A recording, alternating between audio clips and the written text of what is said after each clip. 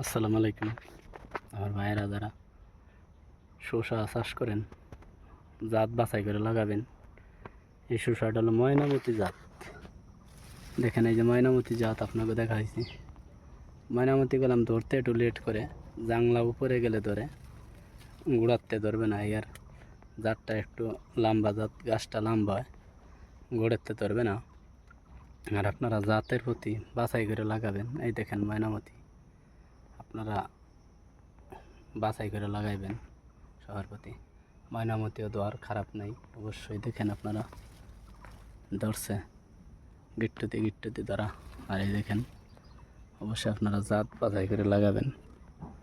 আর ময়নামতিও ভালো সাইজওয়ালা শসা আপনাকে দেখানোর জন্য ভিডিওটা করলাম। অবশ্যই আপনারা দেখবেন। জাত যদি বাছাই করে না লাগান অবশ্যই ফলমান পাবেন না। অবশ্যই আপনাকে জাত বাছাই করে লাগাইতে হবে। আসসালামু আলাইকুম রহমতুল্লাহ বরকাত।